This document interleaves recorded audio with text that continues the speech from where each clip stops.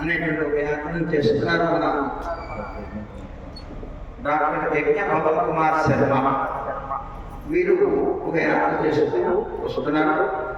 త్రిమతాచార్యులకు సంబంధించినటువంటి వారందరినీ కూడా కలిసి మన వైదిక సిద్ధాంతం ఏదైతే ఉందో, వేద భూమి, దీంట్లో అంతా కూడా వైదికమైనటువంటి సిద్ధాంతం మొత్తం అంతా కూడా వెదజల్లబడాలి.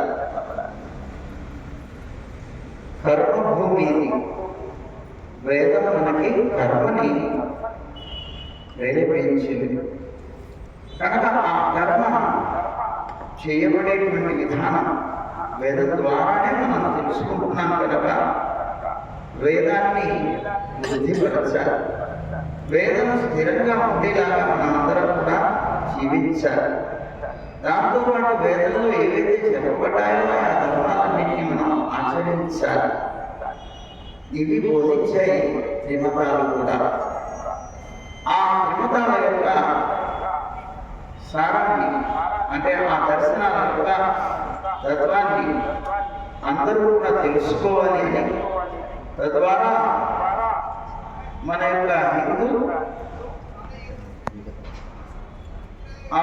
ధర్మం అనేటువంటిది ఒక దాటి మీద మన భారతదేశంలో నడవాలి అని, విలసిల్లాలి అని ఒక సత్సంకల్పాన్ని పెట్టుకొని మన పవన్ కుమార్ శర్మ గారు బ్రాహ్మణ విరాట్ పరివార్, హిందూ విరాట్ పరివార్, ఈ రెండు కూడా కలిసి చక్కగా ఈ కార్యక్రమాన్ని నిర్వహిస్తూ పీఠాధిపతులైనటువంటి వారు త్రిమతాచార్య సంబంధంగా ఉన్నటువంటి పీఠాలు ఏవైతే ఉన్నాయో ఆ దర్శనాలకు సంబంధించినటువంటి వారిని కలుస్తూ వస్తున్నారు. అలాంటి పవన్ కుమార్ శర్మ గారు మన చిన్నజీయ స్వామి వారు శ్రీమన్నారాయణ రామాను చిన్నజీయ స్వామి వారి దగ్గర కూడా పెట్టి వారి దగ్గర కూడా వారి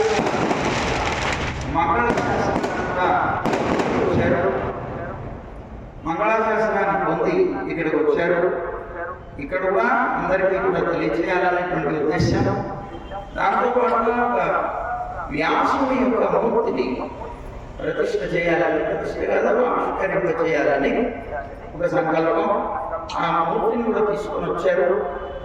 ఆ మూర్తిని కూడా మనం ఇక్కడ ఆవిష్కరింప చేసుకోవాలనేటువంటిది వారి సంకల్పం. ఇక్కడి నుంచి ఆశ్రమ హిమాచలం మొత్తం అంతా కూడా తిరగడం కోసం వాహనంలో వారు తిరుగుతూ మన నల్గొండ కూడా రామాలయానికి వచ్చి ఈ కార్యక్రమాన్ని మీ అందరికీ కూడా తెలియచేయాలి, మనందరికీ కూడా తెలియచేయాలనేటువంటి ఉద్దేశంతో వచ్చారు.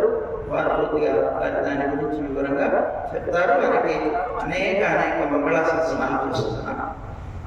జై